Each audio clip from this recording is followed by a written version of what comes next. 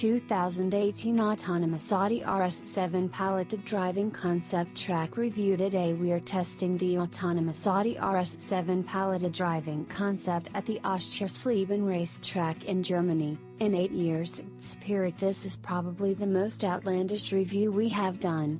For multiple reasons, of course, for where the technology stands today, but even more so about where this will take mobility in the future. Let's begin at the beginning. Autonomous or automated cars as a concept are not new. The first autonomous concepts date back to as early as the 1920s. But the idea really got major manufacturers' interest in the late 80s and during the 90s, whereas early concepts all foresaw fixed infrastructure to aid the car's movements. The latest autonomous cars all depend on sensors and software that they carry on board without the need for any fixed infrastructure. Ernst Dickmanns, a professor at a university in Munich, has been a true pioneer when it comes to the development of driverless cars. He used various Mercedes-Benz cars for his vison-guided and autonomous concepts in the 80s and 90s. These concepts were already able to accelerate, brake and steer, but still relied on human intervention to prevent accidents and to navigate. In the 2000s, US government funding helped accelerate the development, and by the end of last decade nearly every major car manufacturer and various technology firms like Google had some kind of autonomous vehicle project in development. Audi showed its first autonomous car to the public eye in 2009 with the Audi TTS driverless concept. It set a new world speed record for self-driving cars on the Bonneville Salt Flats in the U.S. state of Utah, where it reached 210 km per hour. It also drove the pattern of Audi's four-ring emblem, creating a near-perfect outline on the salt flats with its tires. Audi gives all their concept cars names, and this particular TTS was called Shelley. In 2010, Audi, in cooperation with Volkswagen and the Center for Automotive Research at California's Stanford University, entered the next step and prepared the self-driving TTS Shelley for the biggest challenge yet, racing up Pikes Peak. This annual hill climb race to the top of the Pikes Peak in Colorado features 156 turns and measures 12.42 miles in length. Back in 2010 it still consisted of both paved and unpaved sections, and it is known as one of the most challenging races in the world. The record time on the unpaved Pikes Peak was set by Nobuhiro Tajima in a Suzuki XL7 back in 2007. He did it in 10 minutes 01 seconds. Shelley did it in 27 minutes. Not exactly a best time, but more importantly the self-driving Audi TTS stayed within 2 centimeters of its predefined GPS route.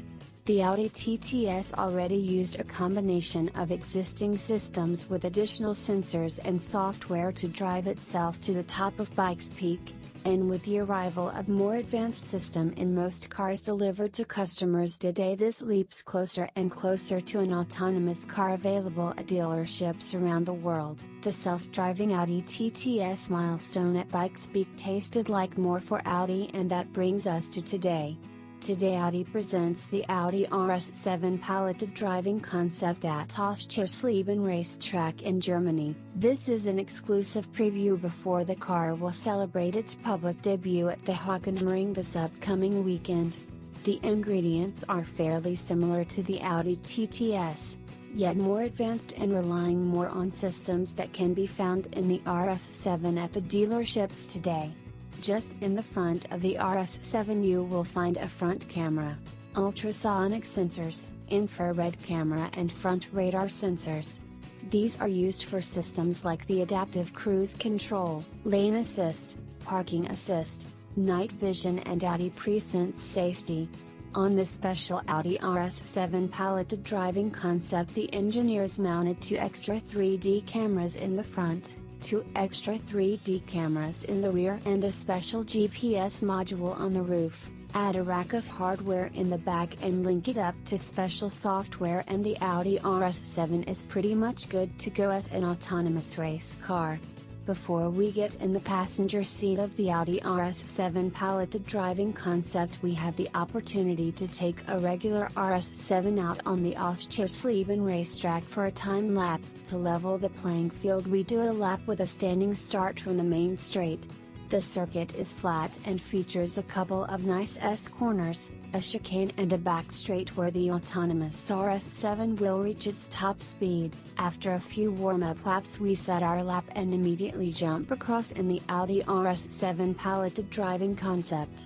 The car is driven to the start line by one of Audi's engineers, and here is where the magic starts. An additional hidden switch in the center console where normally the cup holders are allows you to engage piloted driving mode.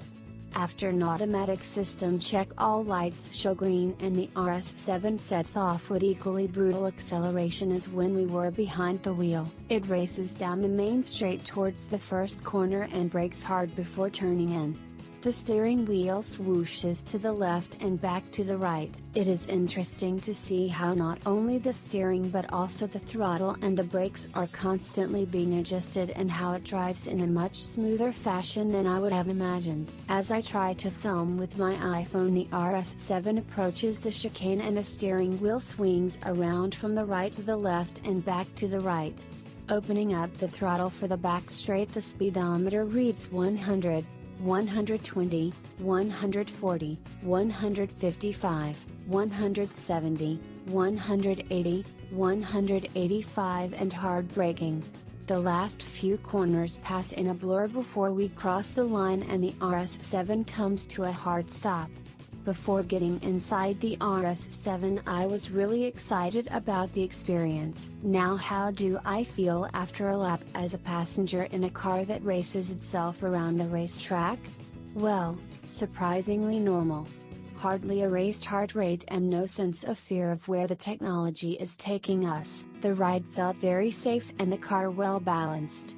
I was expecting to be more in some kind of shock, but maybe the many thousands of kilometers I have driven with adaptive cruise control and lane assist have helped to build trust in this kind of technology. When we got in the passenger seat of the RS7, it was running at around 90% of its performance, meaning it could accelerate even harder and brake later than it did during our lap. In comparison, we clocked a 1 minute 59 seconds lap where the Audi RS7 piloted driving concept did it in 2 minute 1 seconds. The self-driving Audi was 2 seconds slower but incredibly close, especially considering the RS7 piloted driving concept was running at 90% performance. So how does it work exactly? Besides linking up a number of sensors, the key part is learning the car the track. In essence, the engineers put in the ideal line around the track for this car, and the car will then try to stick to the ideal line as well as possible. Learning a new track takes as little as 10 laps. After that, the RS7 piloted driving concept can run that track for an unlimited number of laps all by itself. Right now, engineers are still responsible for adapting the system in case of changing track conditions, due to weather for example, and are manually adjusting the performance of the car. The future will see cars that adapt themselves based on weather conditions and their surroundings. They could also become self-learning so that they improve lap times and ideal lines based on telemetry and experience in the same way a normal driver would. Technically, this could lead to a Formula 1 without drivers behind the wheel. Very odd, but it is possible in a not-too-distant future. Audi insisted they do not plan to turn a concept like this into series production, but do foresee an increasing level of systems that will take over tasks from the driver. The first upcoming new system will allow cars to drive completely autonomously in traffic jams, an advanced version of current stop-and-go systems. There are still some challenges ahead though. Racing around an empty racetrack on a predefined ideal line is one, but letting it roam around freely through cities and on highways with only a GPS destination is another. Major obstacles that are still to overcome are the public opinion, acceptance and awareness of autonomous cars, legal issues like liability for damages, software reliability, security and privacy concerns. One thing is for sure though, that within the next decade or two many cars that leave the factory will have systems that allow for a major degree of autonomous, automated driving is without a doubt. In 2014 you can safely sit in a car that races itself around a racetrack without any human intervention. It marks a milestone that is just the beginning of an accelerated race to fully autonomous cars, and despite our true love for driving we can't wait to see autonomous driving unfold. Special thanks to Audi and Ernst Dickmanns for the video. Thanks for watching and listening. Please like, subscribe, share and comment.